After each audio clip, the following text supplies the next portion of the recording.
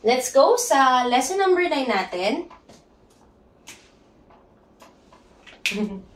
Sa lesson number 9, pag-aaral natin yung tinatawag natin na preposition. Okay, nasa word niya na rin mismo yung salitang pre and position. Naaalala nyo ba ng mga bata tayo, ang mostly na ginagamit natin ay yung salitang prep. Nung prep pa tayo ay maliliit pa lamang nung time na yon. At dito sa preposition na to, ang preposition ay parang mga salita na maliliit lamang din. Maliliit sila, ngunit sila yung nagbibigay ng posisyon o lugar sa tinutukoy natin sa pangusap. Ibig sabihin, maliit lang siya, pero napakalaki ng kaya niyang ibigay. Kasi sa kanya manggagaling kung nasaan yung tinutukoy natin sa pangusap.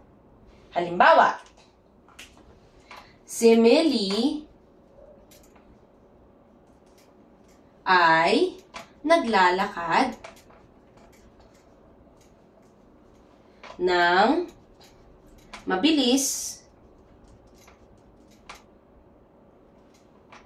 sa loob ng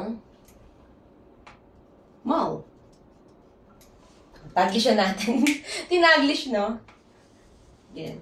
Sa loob ng mall. Ayan. Kung mapapansin nyo, napakahaba na ng ating sentence. Pero, si preposition, kung mapapansin nyo, sa haba-haba ng sentence natin, si preposition ay narito lang. Siya lang yung nagbibigay ng lugar. Ibig sabihin, kahit na napakahaba na ng sentence mo na yan, si preposition, sila yung mga maliliit na mga salita na kapag nilagay mo sa pangungusap, tutukuyin niya kung nasaan o kung nasa ang lugar yung tinutukoy natin sa pangungusap.